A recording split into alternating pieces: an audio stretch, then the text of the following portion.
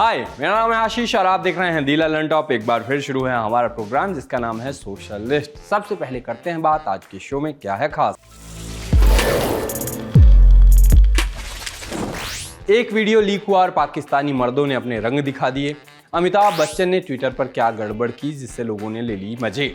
इंसान तो छोड़ो, अब तो रोबोट्स भी लगे हैं एक दूसरे से लड़ने झगड़ने। और पिक ऑफ द डे में करेंगे बात कैसे एक बहादुर कांस्टेबल ने एक सांप की बचाई जान। सोशल मीडिया पर चलता नजर आया आज एक नाम अलीजा सहर का। मामला भारत का नहीं है, पाकिस्तान का है। अलीजा सहर पाकिस्तान वाले पंजाब के एक छोटे से गांव की रहने वाली हैं।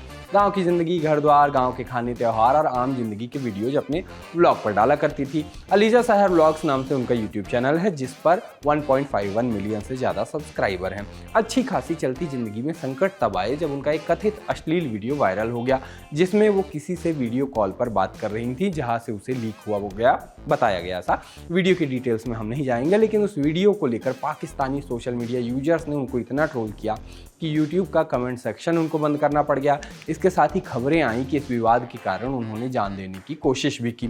लोग अथॉरिटीज से अश्लीलता पर एक्शन लेने जैसी बातें करते दिखे, लेकिन अपनी हिपोक्रेसी दिखा दी जब विक्टिम ब्लेमिंग करने लगे और वही वीडियो अपलोड करते हुए भी दिख गए। कहा गया कि अलीजा सहर का वीडियो लीक होने के बाद ज़रूरत है कि Pakistan telecommunication authority social media से अश्लीलता हटाए, वरना कुछ समय बाद पाकिस्तान में अश्लीलता हमारी सोच से ज़्यादा फैल जाएगी। फिर इसके बाद हुई विक्टिम ब्लेमिंग। कहा गया कि अब इस आंटी को ही देखिए जिसने इंटरनेट का कैसा दुरुपयोग किया। मामला पाकिस्तान का था, लेकिन भारत के लोग उसमें सेंसिबल बातें करते हुए नजर आए। कहा गया कि कल से पाकिस्तान के हवसी लोग टिकटॉक स्टार अलीजा सहर का वीडियो शेयर कर रहे हैं। अगर किसी ने कोई गलती की है तो इसका मतलब ये नहीं है कि आपको हर जगह इसका विज्ञापन करना चाहिए। कुछ शर्म, कुछ हया है या नहीं। कुछ ढंग की बातें भी दिखी कि गलती सबसे होती है, इससे भी हो गई। आपने देखा होगा कि सोशल मीडिया का एक चलन है कि किसी का नाम चर्चा में आ जाए तो तत्काल उसके नाम से नए नए अकाउंट बन जाते हैं। इस मामले में भी वैसा ही हुआ। ऐसे अकाउंट बन गए जो अलीजा बनकर लिख रहे थे कि मेहरबानी करके सब मेरी वीडियोस डिलीट कर दें, मैं वास्ता देती हूं सबको। 25 अक्टूबर का नाम इतिहास में दर्ज होगा क्योंकि इस दिन ऐसा कुछ हुआ जिसकी वजह से हमें एक देश के तौर पर भारी नुकसान झेलना पड़ सकता है। प्रलय आ सकता था, सुनामी आ सकती थी, चहुं ओर हाहाकार मच सकता था। हमारी खैर शुक्र है विपदा टल चुकी है, सब कुछ सही हो चुका है। हुआ ये कि सदी के महानायक की परंपरा, प्रतिष्ठा और अनुशासन की कड़ी टूट गई। अमिताभ बच्चन ने अपने ट्वीट्स के नंबर्स को गलत कर दिया। ये बात उन्होंने खुद ट्वीट करके बताई। लिखा T4809 T नंबर गलत हो गए हैं, माफ़ी चाहता हूँ। पिछली नंबरिंग को T4807 और T4808 माने। शुक्र रहा कि महानायक को जल्दी ही इस बात का एहसास हो गया और उन्होंने अपनी गलती सुधार ली, वरना दुनिया में क्या क्या न हो जाता। वैसे इस ट्वीट पर लोगों ने रिएक्शन देना भी शुरू किया। ट्विटर यूजर आयुषी कहती हैं कि बस इतना समझदार बनना है लाइफ में। एक यूजर ने कहा कि शुक्र है आपने बता दिया, वरना मैं तो डायरी में लिख चुका था। किसी ने बच्चन साहब से ये सवाल भी कर डाला कि जब ट्विटर का नाम बदल कर एक्स हो गया है तो आपको अब एक्स सीरीज शुरू करनी चाहिए। लोगों ने मीम्स भी बनाने शुरू कर दिए। एक ने मीम बनाया जिसमें दिखाया गया कि भविष्य में केबीसी के सवाल कुछ ऐसे होंगे। ऐसा नहीं है कि ये नंबर का हेरफेर पहली बार हुआ है। 8 जनवरी 2023 को भी ऐसी ही गलती हुई थी। अमिताभ बच्चन ने खुद ट्वीट करके कहा था कि मुझसे एक भयानक गलती हो गई है। इसके आगे कई सारे ट्वीट नंबर थे जो आप पॉज करके पढ़ सकते हैं।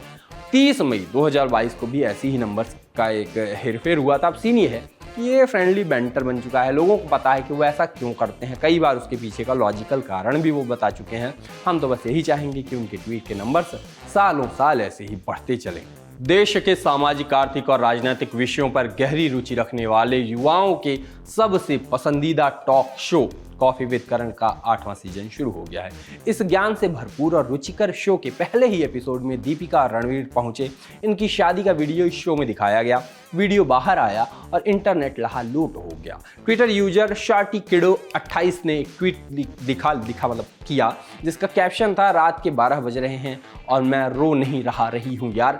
रणवीर दीपिका की पूजा करते हैं। रणवीर के मन में दीपिका के लिए इतना प्यार है कि ये सच में पागलपन है। साथ में एक वीडियो है जिसमें रणवीर पहले दीपिका की आंखें पोंछते हैं, आंसू पोंछते हैं, फिर उसको चाट लेते हैं। ये ट्वीट भयंकर वायरल हुआ, इतना कि अजियो वालों ने भी इसको कोट रिट्वीट कर दिया।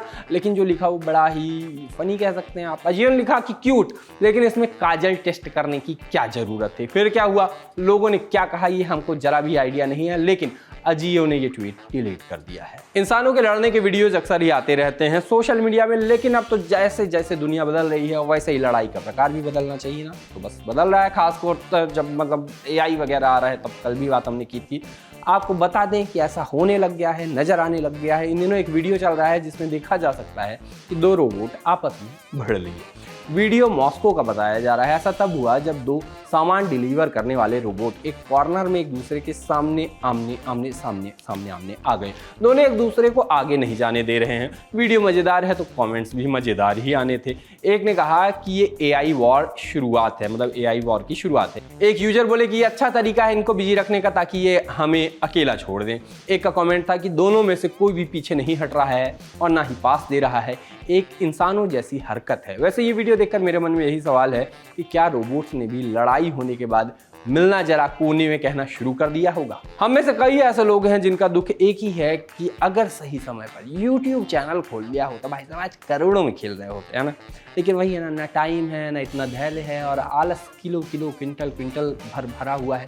लेकिन एक बंदे ने अपनी YouTube चैनल के इतना तगड़ा जुगाड़ निकाला। एक ट्वीट से जानकारी मिली कि उसके घर के पास काफ़ी ज़्यादा एक्सीडेंट होते थे। बंदे ने वहीं CCTV लगवा दिया। लोगों के गिरने पड़ने लड़ने का वीडियो YouTube में अपलोड करने लग गया। चैनल का नाम है ModBiz। हालांकि ये वीडियो काफ़ी दिनों बाद अपलोड होते हैं, जब एक्सीडेंट होता होगा तब अपलोड करते होंगे, लेकिन फिर भी चैनल और आइडिया मज़ेदार है। ट्विटर पर एक ट्वीट दिखा, क्या कह रहा हूँ, ट्विटर पर ट्वीट दिखेगा ही ना, मतलब और कहाँ ही दिखेगा। खैर, एक यूजर ने प्लास्टिक वाले डब्बों की फोटो डाली, वही डब्बे जो ऑनलाइन खाना वगैरह मंगाने में काम आते हैं, मतलब मांगते हुए घर आते हैं, मतलब खाना मंगाओ आप तो जो डिब्बे आते हैं। इस तस्वीर के साथ कैप्शन लिखा था अफ्रीकन्स, इसे डिस्पोजेबल कहा जाता है, इसे यूज करने के बाद कचरे में डालना होता है। इसे आप घर में रखते हैं तो इसका मतलब है कि आप गरीबी की मानसिकता वाले हैं। इस ट्वीट को देखना भर था कि लोगों ने इनको छाप दिया। यमी कैश फूड रेसिपीज नाम के फेसबुक पेज ने यह तस्वीर शेयर की और लिखा, एक दोस्त ने मुझको ये भेजा, कुछ भी फेंका नहीं जाना चाहिए जब तक वो पूरी तरह से खराब ना हो जाए। धो लो और दोबारा इस्तेमाल करो जब तक ये इस्तेमाल करने लायक ना रहे। किसी ने कहा कि हम बार बार इस्तेमाल करते हैं जब तक वो टूट ना जाए। मैं इसको रीयूजेबल कहूँगा, डिस्पोजेबल के बजाय।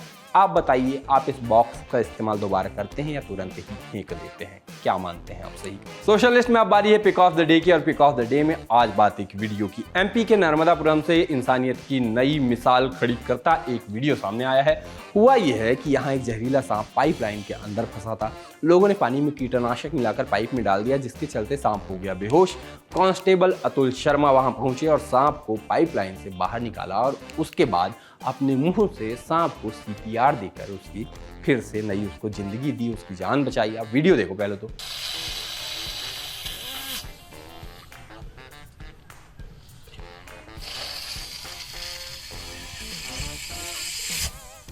कांस्टेबल की इस बहादुरी के चलते चारों ओर उनकी तारीफ हो रही है। लोग उनकी सूझबूझ की बड़ाई कर रहे हैं। कांस्टेबल अतुल शर्मा के मुताबिक साल 2008 से लेकर अब तक वो लगभग 500 सांपों का सुरक्षित रेस्क्यू कर चुके हैं, लेकिन ये पहला मामला था जिसमें किसी सांप को CPR देकर उसकी जान बचाई गई। बाकी आज के सोशल लिस्ट में इतना ही। कल फिर होगी मुलाकात, तब तक के लिए हम चले टाटा।